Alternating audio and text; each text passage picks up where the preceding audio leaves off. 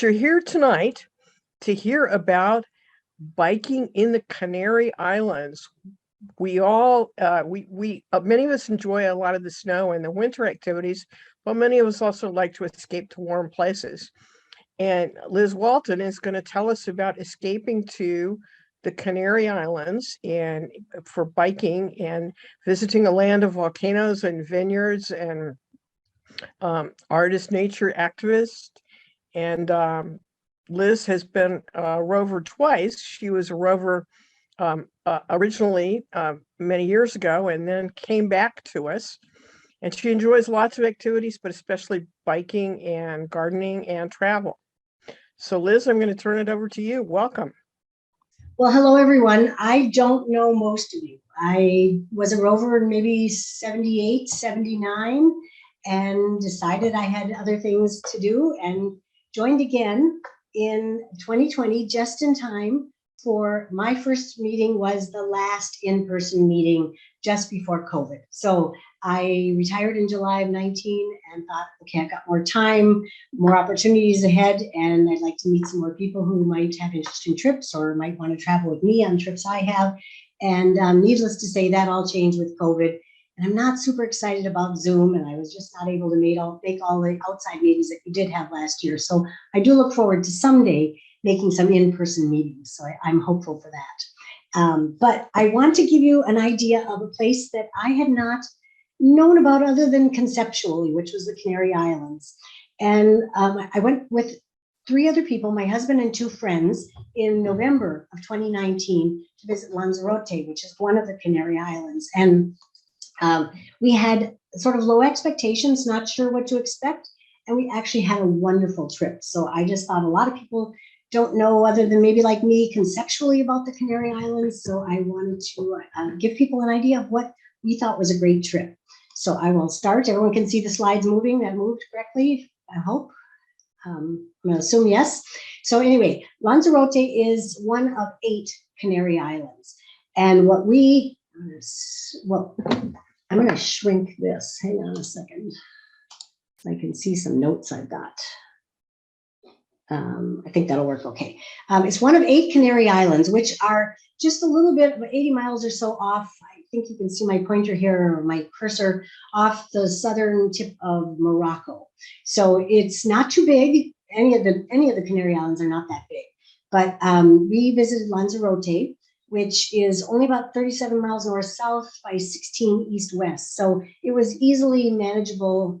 We wanted to do this on bicycles, so we figured it was easily manageable at that pace. It is a Spanish territory, and you can't get to there directly from the Twin Cities. So what we did was we went to, first we thought, well, we'd have bookend opportunities on the mainland in Spain. So we started in Barcelona, then we went from Barcelona to to Lanzarote, and then when we were finished, we went back to Madrid. So we had 3 sort of like almost like 3 wonderful separate vacations, two big city and 1 smaller space, outdoor space. So we actually settled on just visiting one of the islands. We debated, should we see more than one? Should we stay on a couple? But we ended up just saying, let's just see one. We had a week and we got to know it pretty well. So, and why did we even go there? My husband and a friend don't dislike winter that much, but they said, you know, about midsummer, maybe it'd be nice to really push the warm weather a little longer. And so we've often gone on trips September or October, which can be really nice in Minnesota. So we said, let's go in the shoulder season, maybe more November when it is getting colder here. So we looked around, where should we go that's got nice weather? And we settled on the Canary Islands. And in this case, I can show you some temperatures. It was shirt sleeve weather, 70s and not even that low in the evening. So it really stayed pretty warm. And in November, it's not really, this is a dry landscape anyway, but it was not cold at all, or not wet. It only gets maybe half an inch of rain in November. So that's how we settled, where can we extend warm weather? So Lanzarote is known for really 3 key things. It's known for its arid volcanic landscape. In fact, the entire island was declared a UNESCO reserve. And it had 2 periods of volcanic activity. The 1730s, there was a period of 6 years where volcanoes were erupting. And then in 1824, and I'll show this image later, but you can just see the island, and there's, this is the grayish area is the 1700s period, and then it's a little bit there and there, which is the 1824 period. So it's known for its arid volcanic landscape, and it's also known for a man named Cesar Manrique, who had a major influence on art, architecture, trying to preserve the culture, and city planning or island planning. And I'll talk a little bit about him and show you some of his works. And it's also known for a really distinctive looking landscape that's vineyards. You can see here these semicircular spaces. These are all walls around individual vines. So, and we saw these vineyards everywhere. So in our research, we said, you know what, let's go just to this island and see. It just looked unique enough for us to say we would have fun. So, and right now, just so you know, there is the one volcano over here, Timanfaya, which is still, it's dormant. So it's still active, but it's dormant. And so it's very much a volcanic landscape. So, okay, so we settled on staying in a town called Costa Taguisse. We were sort of wondering, should we rent bikes and circumnavigate and carry our gear in panniers, or should we stay in a couple places anyway? Bottom line, we stayed in one place, Costa Taguisse, right on the shore, on the coast. And we rented a condo that was just maybe half a block, 200 yards from the shoreline, from the beach. And they have a lovely, huge promenade the whole way along the coast for just miles and miles. So we were just steps away from that, and some wonderful beaches. So we actually were very happy where we stayed in Costa Taguisse, and just staying in one spot. And what we did was we decided we were going to rent bikes. We were going to do this on bicycle, but we were going to be tourists on bikes. We weren't going to just try to put in miles and miles each day. We were going to be tourists and do that, traveling by bicycle. And on the left is I use Strava a lot of the time to sort of track where I'm going and see if I want to ever go back to look at something. But this is a heat map from Strava, and so you can get an idea of where we traveled. So again, we did it on bicycle, and we actually rented the bikes and from a company in one of the places we'll visit. I'll show you later, and they delivered them right to our door, so it really made it very easy. So I've got each day, and this is day one, we bike 21 miles, and each day I've got a map, so it gives you an idea of our route, and where we always start is Costa Taguisse, and you can see the profile, the elevation, and note that we often had to climb out a little bit, not too much, but then we typically came downhill on our way back home. So it was really great biking, and often I'll have a photo or two of sort of the conditions. In this case, we're coming downhill and more of on a dirt road rather than a paved road, but give you an idea of what the conditions look like. So we visited 3 places that first day biking, a foundation that is dedicated to Cesar Manrique. And I'll give you a little information about him, visiting a former home called Lagomar, and actually visiting the town of Taguisse. So a little bit about Cesar Manrique. He was born on this island on Lanzarote in 1919, and he lived in Madrid and New York, and he was known worldwide. He exhibited worldwide. I'd never heard of him until we decided to go here, but apparently he is well known if you're in the right circles. He returned to the island in the mid-60s with the objective he wanted to continue being an artist, but he was concerned that a lot of the developments that were going on were, in his mind, destroying developments. They were really changing the island's composition, the look, the feel. So he wanted to become active and change what was happening. So he wasn't against tourism, but he really wanted to make sure that tourism respected art and nature and really did not impose too much on the island culture. He died in 1992, but that's just a very brief idea of who he is. One thing, though, he was really concerned about the high-rise development that was occurring, and so he actually worked with others to create a ban on high-rises. There had been a few built, but they were never too consuming, so they changed it so it never got too much, at least on this island. And they even worked to have homeowners encouraged to protect the look, the architectural look, by keeping whitewashed buildings, low buildings, and even working with certain colors on shutters or door frames. So he was very much worked in planning some of the look on the island. So, okay, did that change? Yep. Okay, so this is a foundation established to promote Cesar Manrique. And this was Fundación Cesar Manrique, and it was his house for 20 years, late 60s to the late 80s. And what he did was he worked to build a house in harmony with the landscape. So this was a space that had been changed by the lava eruptions in the 1700s. And he took and found bubbles within the landscape spaces and sort of opened them up and kind of softened the edges and built his whole house in here. On the upper level, upper story is more traditional looking, but below you come through tunnels that were there from part of the landscape, and he whitewashed them but keep much of the rock as it was. You had these more soft spaces and then the more harsh lava spaces or volcanic spaces. And he really formed these wonderful spaces that you flowed inside to outside very easily. And this definitely has kind of a 60s vibe because that's when he lived there. But there's sculpture of his. It actually has a space that was a studio of his. It's now an exhibit space. So there's lots of information about him, his legacy, and his history there. And so there are courtyards and lots of his artwork throughout here. So that was our first stop, and it was a great entree to him and getting a sense of his legacy and his impact on the island.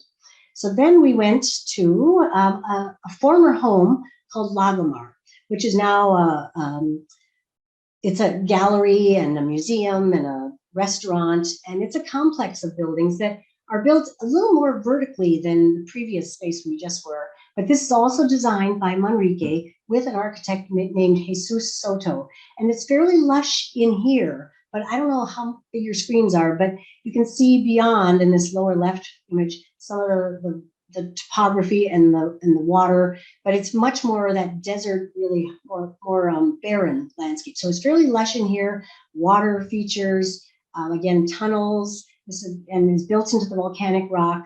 And really, again, an interesting space with lots of natural materials and whitewashed looks and carved cupolas and spiral staircases. So it was another fun space to see. And this had an interesting story. I'm just old enough to remember who the actor Omar Sharif is. He apparently owned this house, I forget when, but many, many years ago, a number of decades ago. And I read here when we were here that he was quite a bridge player, an avid bridge player, apparently confident in his bridge playing because he bet this house in a bridge game that he would win, and he lost. So he also lost his house. So, that's a little side story, but it was really a fun space that, again, all the organic materials that really did blend pretty nicely together, the house and the rock. So then we went to the city of Taguisse, which was the former capital. It was the capital of the island, and it was actually the headquarters of the Spanish administration for the whole Canary Islands. And very much the whitewashed architecture, low architecture, simple streets. And we actually had lunch here out on the street at a restaurant. It's got the typical kind of square and the buildings you'd expect to see around a square. It also has a castle up on a hill just on the edge of town. And this was built to apparently, as you can imagine, in some of these islands years ago, pirates were often a problem. So this was to help project if there were any pirates coming. And I guess we did not go up here, but I guess there's even a tunnel taking you from town to this fortress. And now it's a museum about pirates. So then our second day, we biked 28 miles, and you can see again, we started right here, close to Taguisse. We went to two more sites, a vineyard and a monument designed by Manrique. And the island is apparently really windy. We didn't feel that it was such a problem, the wind biking, but you can see windmills in this picture in the lower right. And just a simple, again, sort of barren desert landscape. But we never felt too much like we were just getting blown away. But this is the monumental El Campesino, again, designed by Manrique in concert with the man who just designed the other building, Lagomar, Jesus Soto. And this is a tribute to farmers. Apparently, before the volcanic eruptions, farming was pretty hard scrabble. It's still not easy, but it's easier after the volcanic eruptions. So this sculpture represents a peasant, and then a working animal. And it's about 50 feet tall, so depending on where your view, you can see it from a ways away, and it's made of old water tanks. And there are also some adjacent buildings next to it, which are to represent housing. And actually below, in this space, there's a courtyard. You drop down below. There was a restaurant there. We ate lunch. It was really a nice little restaurant, nice space. But in these house-like buildings, there are artisans working that represent some of the different things you can buy on the island. So trying to give you an idea of the culture and the work that goes on the island. Then we went to the oldest vineyard in the island, on the island called El Grifo. And this was kind of fun because we really saw everywhere you looked these socos, semicircular volcanic walls, they're dry laid, that shelter the vines and the fruit, the grapes, from wind and moisture. And so it was really interesting. There was a museum here, and then there was a garden too, a cactus garden. But we really learned about the socos and how they grow the grapes here. So I guess, again, before the eruptions, farming was kind of hardscrabble. But once the eruptions occurred, some stone from the eruptions fell that is called picon. And it really is something that helps preserve the moisture in the soil. What it does is a pumice stone, and it helps shade the soil from the sun's glare, and it also helps to keep the moisture in the soil like a mulch would. And it also is a porous material, so it helps hold any of the condensation, dew, so it helps really hold moisture around the plants. And what it can be anywhere from about 20 inches deep to even 10 feet deep, depending where the stones fell, how far away from the actual center of the eruption. So the vineyard, the farmers have really worked out a pretty good system. They've perfected a way to grow grapes here. Apparently with the farmers, when the eruptions came in the 1730s, sort of, oh no, what do we do now? But they found when they were looking that plants were starting to grow through this soil, and that was unexpected. So they found out that this really can help make growing easier. And what they've done now is they dig a funnel-like hole for one vine per hole. So one grape plant per hole, grapevine. And what they do is they dig a hole that's as much as 16 feet across and 10 feet deep. So then they make sure it's covered by picon, that stone, and then they build a wall, a dry laid wall, these socos around those. And that really is what they've perfected, and it really makes the vineyards successful. So I took a picture of an aerial view, so as if from a plane. You can see, if your screen's big enough, all these little semicircular spaces. And so we just saw vineyards everywhere. So it was really, really part of the island. So our next day, we biked 25 miles, went north and inland a little bit to the Jardin de Cactus. And this was another space, the last space designed by Manrique. And when we went here, we are pretty comfortable biking in various places, and especially in Europe, it usually feels like people in cars are pretty respectful, but we didn't have any clear expectations. But we found that sometimes we really were pleasantly surprised we were on cycle routes, you saw bikes on the roadway, pavement markings, and you get signs to slow down, make sure you're watching for bikes. So it was a really nice surprise because we didn't know what to expect. So this is the last work of Manrique, and it is actually in an abandoned quarry. So it was already somewhat depressed, the space in there. So kind of like before, if it's windy or hot, it helped preserve some of that moisture and keep it a little more protected. And it's got hundreds of cacti in there, and really a good showcase for some of Manrique's work too. In fact, this is a metal saguaro cactus, so it's sculpture. You can see some of his metalwork, gate here, and he's got stone structures. There's a restaurant here. We had lunch. So it's really a wonderful space that was really crowded. Lots of school kids, people of all ages. So it was a popular destination. It was a nice ride in and out. We went through various villages and had actually a great day there. So another Manrique site. We did not know about Manrique, but boy, did we learn a lot about him. He was very much a prolific artist throughout the island. So, okay, so our next day, day 4, we biked 32 miles and we went down the coast to Puerto del Carmen. We went through Arrecife, which is the capital city. And again, we were pleasantly surprised how long the promenade was and how wide and how popular it was. And even when we went into Arrecife, some of the more industrial spaces, we saw bike infrastructure separated. And so it was pleasantly surprising that we found really pretty good bike infrastructure. So, so we went through Arrecife, which again had some various industrial areas, windmills and some factories and things. But this picture in the upper area, upper middle, is what really was causing Manrique to be concerned about the changing islands. So we see some of the high rises, the colors were different, the shapes. So it really didn't represent what he knew and appreciated and enjoyed. So that was the kind of thing he was hoping to stop or certainly slow. So there was an old town to Arrecife, but even some of these buildings had started to, in the lower middle, started to creep into the old town. But there's an old fortress here, again, to stop and protect people from some of the pirates. So we had a little meal there, but passed through, didn't spend a lot of time, and just went biking down the coast all the way to a resort city, Puerto del Carmen, which is a picture on the top here. Pretty much sort of your traditional resort, t-shirt shops, lots of great beaches, restaurants, and we didn't spend a lot of time there, but went that far. And again, great beaches. You can see some pictures here on the right side of just wonderful beaches and really great promenade to bike along. So it was nice to see that kind of space. Then the next day, we biked 50 miles up a little inland and then north to see 3 more Manrique sites. And sort of similar landscape, but sometimes we saw a little more even lichens and different things, but again, the same sort of landscape. So I'll show you what each of those were.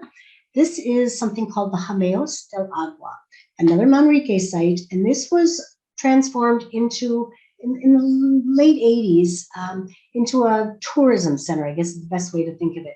It has in the lower area here an auditorium, so there could be lots of performances here. There's a restaurant. There is a lot of outdoor spaces, bars, so lots of spaces where people can come and have lots of activities within this space. And up in the upper left here, you can see a picture or a little image of a crab. That was the logo. There's a salt lake, a small salt lake in this middle picture that was there. And this is a very small crab. I think it was about 1/4 of an inch, very sensitive to changes, even light, and the changes in the water. And so that was something that they were really working to preserve. But they were using that as a key point of the whole center, this tourism center. Definitely using the same sorts of things with lots of organic materials, really working things into the spaces that existed. Because again, this was formed out of a long lava tube that was here. I guess my Spanish is not good, but Hameos means opening. So there were some openings here within the lava formations. And now this space is still a tourism space. They were practicing for some sort of presentation when we were there, but it's also devoted to science and volcanology, because obviously with all the volcanic activity, it makes good sense to have some information to create some scientific information there or learn. So that's another space we visited, another Manrique space. Another one by Manrique is the Mirador Del Rio. And this is a former fort. And I think in the 1970s, he converted this fort into a restaurant and a series of overlooks, so Mirador Overlook. And he has, you can see it just barely here. That's the entrance. But on the other side, it just opens to these amazing views. Here's an example from the restaurant. He's got these lovely curved walls that you have just a whole almost 180-degree view all the way along, long views, but in particular to the island just nearby, La Graciosa, which is very undeveloped. It only has a few hundred inhabitants, and there's no, we didn't go there, but it sounded like there was very little road work there, and really more just a few inhabitants, a couple hundred inhabitants, and hiking was how you really got along on the island. So, but great views of that, sort of the Manrique soft, rounded spaces, little niches, whitewashed look again.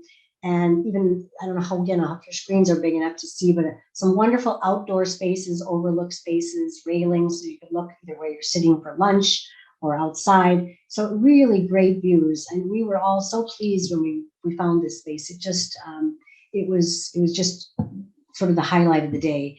And another part that really made exciting was, and so much fun, was coming down from this height It just had long views along the coast, just spectacular views. So it made it really just a wonderful spot to visit.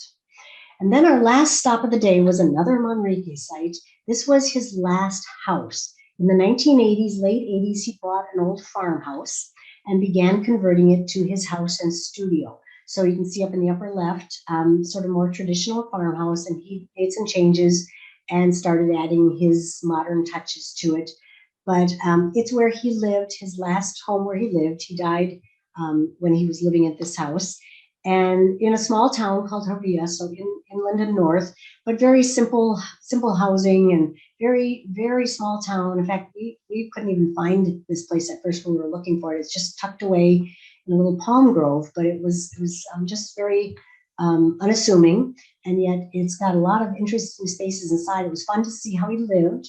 So you got to see all the furniture just as it was, and his studio, which was pretty much as it was. So this was a different kind of space than the foundation, the fundación that we saw first, because that was much more about explaining about who he was, his legacy. This was explaining or showing you how he lived, and a little more intimate look at him. So then our next day was a rain day. Even though they don't get a lot of rain here, they did get rain. One day we were there. It wasn't a pouring rain. It wasn't all day, but we just decided, let's see where we live. Let's see our little town, Costa Taguisse. So we got on our bikes, went around for maybe 9 miles, it looks like here, and we walked around, and we had some nice meals, relaxing afternoon and evening, and just poked around. And a pretty flat day just along the shoreline for the most part. But we also saw over in this area of the map is much more where the resorts are. We were staying right here, sort of much more of a neighborhood with some small shops nearby and restaurants. So it had a nice, more intimate feel than the more resorty space. So we actually found, in hindsight, that we were very happy with the space we had selected to stay. So that was Costa Taguisse. And then our last day here on the island, we biked 54 miles to a national park, Timanfaya, which is where the active volcano is, the dormant but active volcano. And so that was the last day. And we had quite an approach along the avenue of volcanoes, Avenida Los Volcanes, and saw really very much just barren volcanic landscape. And because they don't get much rain here, the landscape hasn't changed a lot. Sure, they get a little wind, but they don't get a lot of rain to wash anything away, to erode. So it's fairly similar to what it was a couple hundred years ago. You do see some agave and some of the desert plants, but it's pretty barren, it's pretty rocky. And it was strikingly beautiful. We really were happy we went. We really did enjoy that landscape. Part of the way along this road, we stopped at a visitor center, and you could see here a vertical or a three-dimensional map of some of the area, the park, and the craters and all the volcanic layout. There was a lot of information at this visitor center or information center, including artwork, sort of interpretations of volcanoes or exact paintings of volcanoes. So lots of artwork related to volcanoes, as well as even a room where you could get closed in and suddenly lots of bright, almost like you're in a volcanic eruption with the lava and the noise, the sound. And so they really had all kinds of aspects to teach you, as well as lots of interpretive science about the volcanic landscape and volcanoes here. So, and also there we moved along toward a restaurant that was designed by Manrique, and we were in the fire mountains, the Del Fuego, and so the logo or the image that they used here throughout was El Diablo, the devil. That was something Manrique had, the logo he developed here. So we went, and you can see an example here, again, looking aerial view from Google Maps, the landscape that you see it obviously quite differently from at grade versus looking from an aerial view. So it's kind of fun when I was looking to prepare this to see how it did look at that upper view. But here's an image of the volcanic activity. The gray is where the national park is, Timanfaya, and you can see that was the 1730 activity, volcanic activity, and then the black there's some down in here, but more north. And this is where the Hameos Del Agua was, where the volcanic areas he carved out for the tourism center. So the volcanic activity really did affect a lot of this desert landscape and create a new kind of space here. So then we went to, again, the El Diablo Restaurant up in sort of the core area of the park. And you can hike in this park. We did not, because we were on our bikes and we only had so much time that day. But you can go on a bus tour. It's about a 40-minute bus tour. And you can see, it's a very narrow road. It's a one-way road. We could not ride our bikes. It's only allowed to protect the space to have the bus go through there. And you got to see all the colors, the elevational differences, the craters, the mountain-like spaces, the vertical spaces, and the textural shapes, and almost like you could just see the lava had it's solidified. So it was really about 40 minutes again. You really got to see quite a sampling of the spaces through there. So that was how we saw the core area that visitors could look at if they weren't hiking. And this middle picture shows we had lunch there. The restaurant that Manrique designed is they cook the food with volcanic heat. So there were plenty of signs being watched to be careful around here because it was hot, but you can see they actually cooked the food right on volcanic heat. And they also had some other little sort of exhibits to keep you interested in understanding some of the volcanic activity. In this lower right space, an opening where they can dump a bucket of water and you get a geyser, or in this upper one where they put in some straw and drop it over here, and suddenly you've got flames. So you could really see that even though this is a dormant volcano, it is definitely hot and it's still active.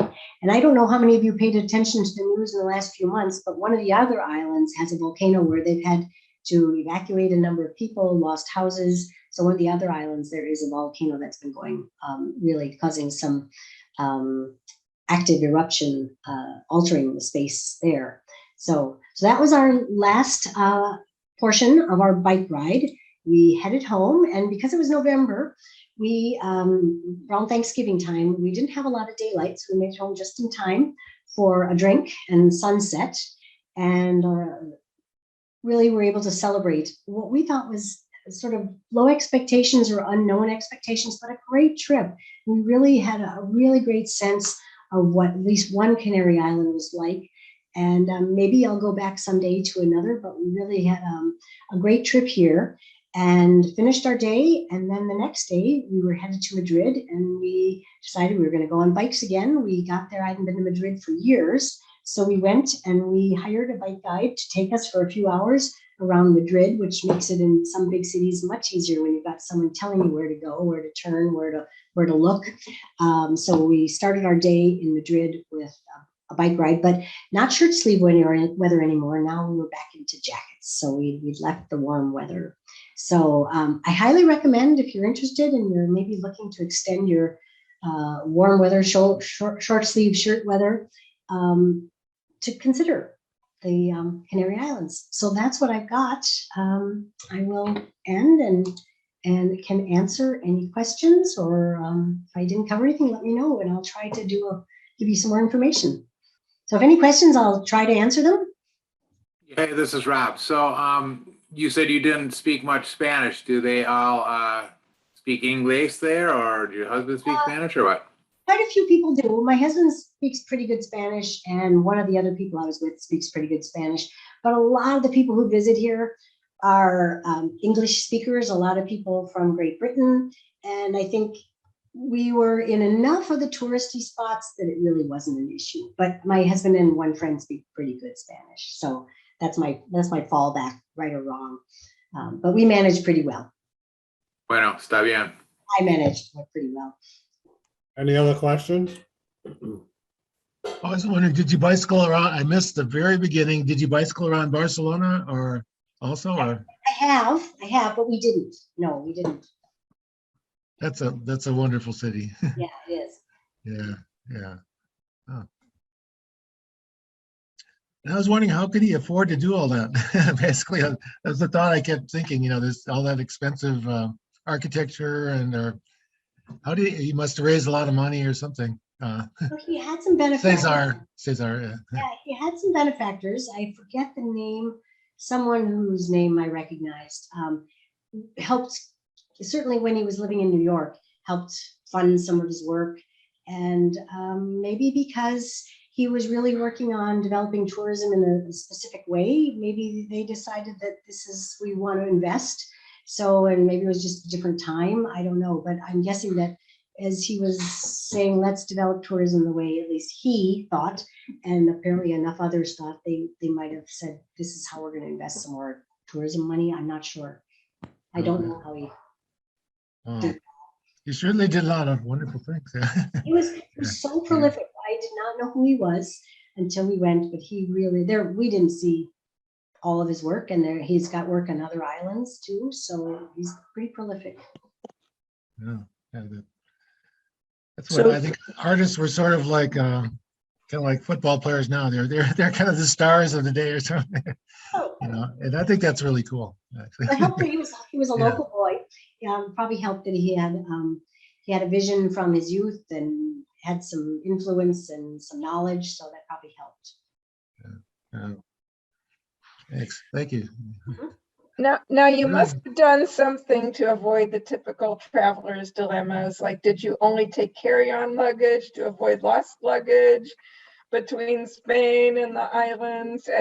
Tell me about your preparations for this trip. We all had carry-on luggage, and we were able. All the four of us that went are pretty good at traveling fairly light, and we didn't take our own bikes, which makes it easier. So Right. I have traveled with my own bike before, and adds a complicating layer for sure. But we didn't have to worry about too much clothing because it was warm. So, and I'm pretty good at wearing a few layers if I need to on the plane. But we really didn't. We packed pretty light, and where we stayed in one place. Otherwise, I can wash things out in the sink. But we had a house. We didn't have to bring a lot of food. Grocery stores and shops were nearby, so it was pretty easy. In Barcelona, we had a jacket in layers. Maybe that's the best way to look at it. And didn't need heavy gloves, just a light pair of gloves, so it wasn't too cold. Same with Madrid. It was you put a sweater on or a couple layers and off you go. So it was pretty. Had you reserved your bicycles for the Canary Islands in advance, or you just winged it and they were there? We did reserve. We found actually some people from the Netherlands who had the bike shop and bike rentals, and so they know bikes pretty well. And they were just super. Oh, yeah. They were super helpful. They delivered the bikes right to us, picked them up when we were done. We were trying to figure out, it was not that far away, but we're thinking, okay, we'll get them, we'll bike them back, and we'll figure it out. But they delivered it for us in a van. It was just so easy. So, but we found them before we got there. Okay. I don't think we've ever gone on a trip where we've rented where we just said, let's wing it. Because in fact, we're going to Puerto Rico in a couple weeks, and we are having a hard time renting bikes there that we Yeah. enjoy. They've gone through so much in Puerto Rico the last couple of years. But it was nice to know we had bikes and to converse with people before we got there. So Liz, what resources did you use to find out all of this stuff about, where you wanted to stay and bike rentals and the different places that you could bike and all of those kinds of things? What kind of resources did you use to figure it out?